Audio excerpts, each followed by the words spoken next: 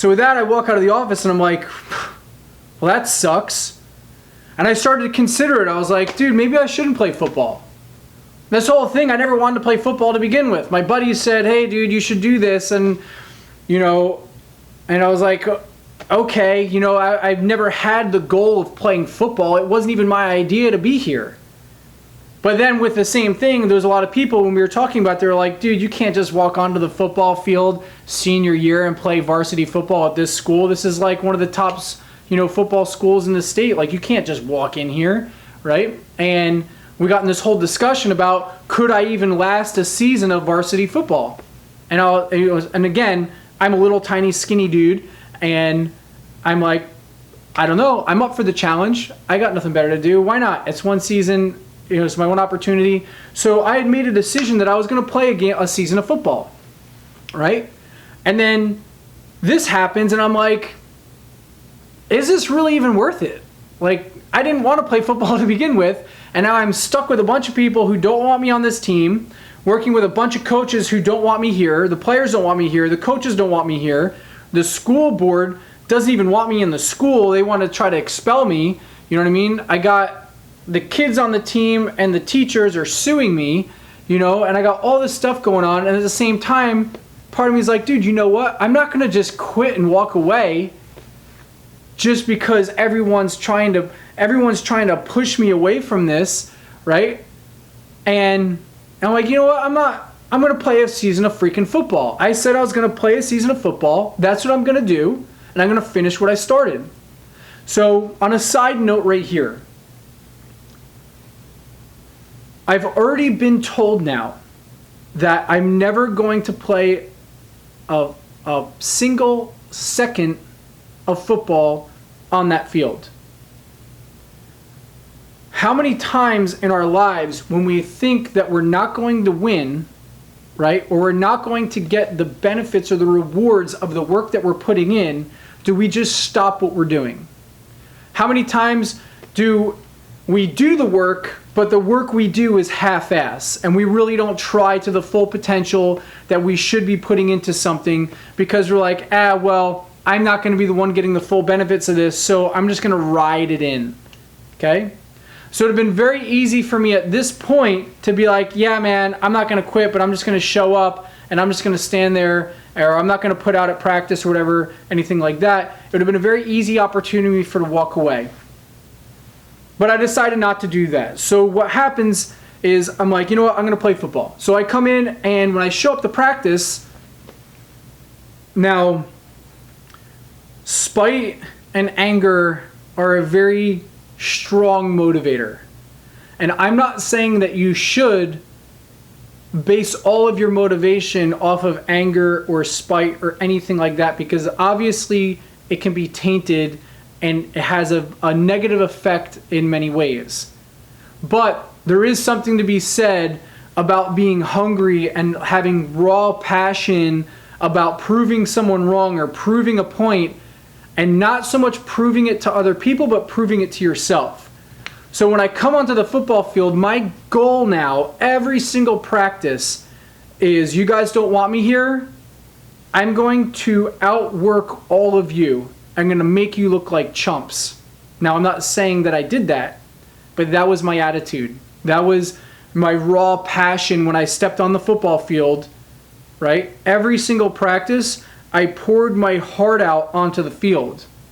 And a lot of the guys who before didn't like me, halfway through the season or whatever, they started to respect me just from the sheer fact, you're like, dude, this guy, now we're halfway through the season, I haven't stepped a single second on the football field, and I'm there every practice, pouring my heart out on the field, sweat and blood, just doing the grind, right? And then come game day, here I am, like an asshole, with the biggest number. My number was 88. So I have the biggest damn number you could possibly have on a uniform, and I'm just standing there on the sideline, and all the people huddle around the coach and follow the coach up and down the side of the field, waiting to get put in, and I would just stand over in the corner by myself. There's no point in me following the coach around on the field and the coach staff because they weren't going to put me in. So I just stand there like this, just watching the game, you know what I mean? here, however I was standing, but I'm just sitting there watching the game take place, watching our guys play, and I'm just standing there by myself. And occasionally some of the dudes who are like friends of mine in between plays or whatever, when they were out there getting the water, they'd come walking over like, "Hey Rich, what's going on, man?" They're like, "Hey, you guys are doing great today." Like, "Yeah, dude." So, and then just a little small talk and be like, "All right, man, well, hopefully coach will put you in today." "Yeah, we'll see what happens," right? Every time I was like, "Yeah, man, hopefully coach will put you in. You've been really putting out."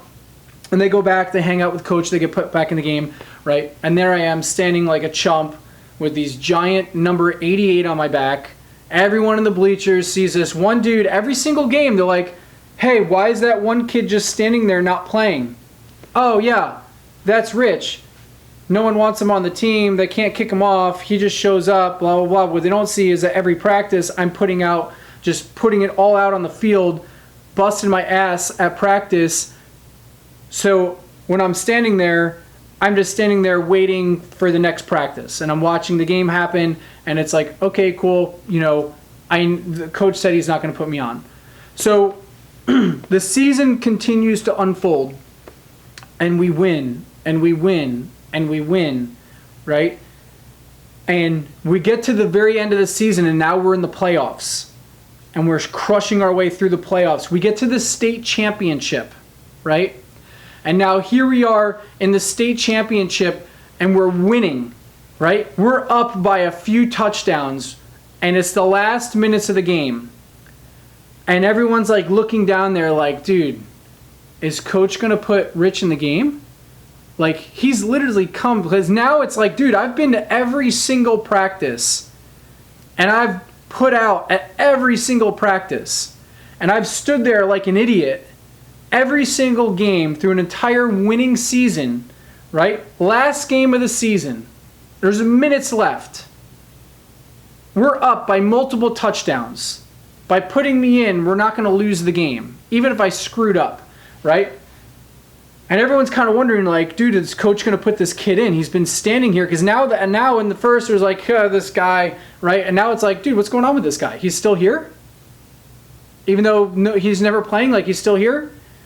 So here we are at the final countdown, right? Minutes left. Everyone's wondering if I'm going to get put in the game, right? And the clock starts ticking, and the coach looks at me. I look at the coach. He looks back at the field, and he doesn't put me in. Season ends. We win the state championship, right? I'm part of a state championship football team. I never stepped foot on the field. None of these people had ever seen me put out at practice, right? And at the time, I was just like, that is so small of you. Just thinking to the coach, like, I can't believe you actually didn't put me in a single game when we won every single game. And a lot of these games, we crushed the other teams. And even with us in these huge leads, you didn't put me in one single game. And at the time, I was pissed off about it. But in hindsight, that was the biggest gift that coach could have given me, was the sheer fact that he never put me in a single game. And the reason being is I earned my own respect, because it wasn't about whether I got to play the game or not, because when I started the whole thing, I never had a love for the game to begin with. I joined the team to be able to compete and play with guys who were my friends, which I did get to do on the training field Monday to Friday every single week. I played with them on the field, right? The dudes who were friends of mine, the other guys who were my adversaries essentially, right? Well, we got to smash into each other every day on the field too. So the work was where I got the experience, and I got the opportunity to train and to challenge myself with other guys who are amazing athletes. The season, right, was the mental challenge of going, if you know you're going to lose, right, if you take the perspective of, did you get to play a single game? No, I didn't. So did I lose? Right? From the coach's standpoint, he beat me because he never put me in a single game. from my standpoint, I didn't lose because my goal was to finish a season of football, right? And then when all the odds were against me and I had every reason to quit and really no reason to stay other than I'm going to finish what I said I started, right? And I did. So in that, I earned my own respect. And what happens at the end of the season, the guys on the team, many of them who didn't like me now have respect for me, even if they don't like me, even if they're still siding with their buddy who I got in a fight with. They can't deny the fact that I showed up and performed every single day knowing that I would get zero glory, I would get zero recognition, and as a matter of fact, it didn't stop there because now we go to get the rings. And the coach is arguing that I shouldn't get a ring because I don't deserve to be on the football team. And I'm arguing with the coach staff like, hey, everyone, I'm on the freaking roster. I stood on the field. I have the uniform.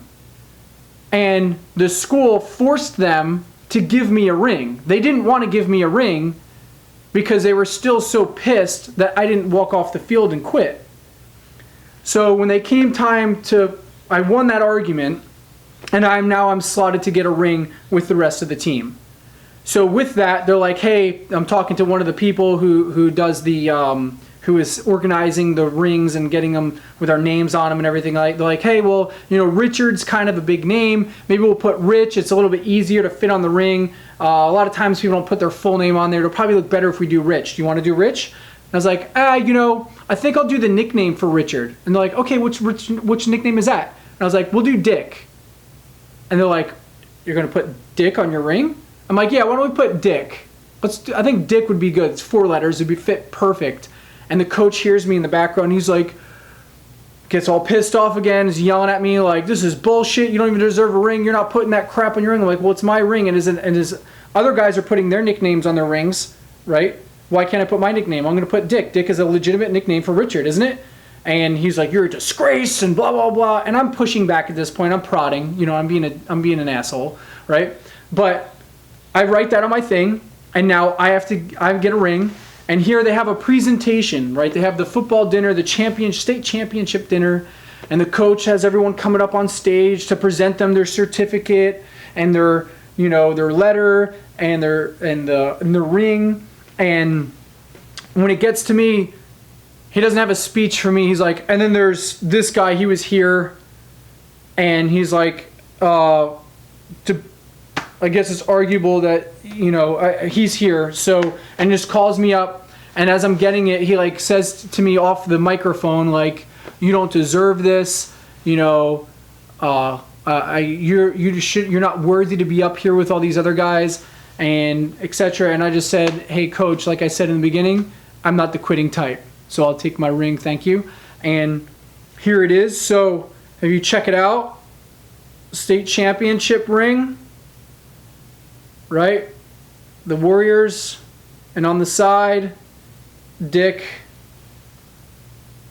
in big bold letters. This was my first Trident, okay? And has nothing to do with football. What this represents is the willingness to continue on even when everyone tells you you're going to lose. When everything tells you you're going to lose and there's no point in fighting, there's no point in going on, right? You might as well give up because you can't see the light at the end of the tunnel. You can't see what the reward is. I didn't know we were going to be a championship team at the end. I didn't know I was going to get this ring and be able to throw it back in the face of the coach who, in my opinion, didn't treat me as an equal in this whole exchange, because I felt like I was wronged by the team. And maybe I was, maybe I wasn't. I mean, that's debatable. But in my perspective, how I saw it, I was perceiving it as a 17-year-old this was my battle, right? And through this process, I earned my own respect because I finished something that I set out and said I would do, and I did it. And I didn't stop just because I didn't think I was going to win.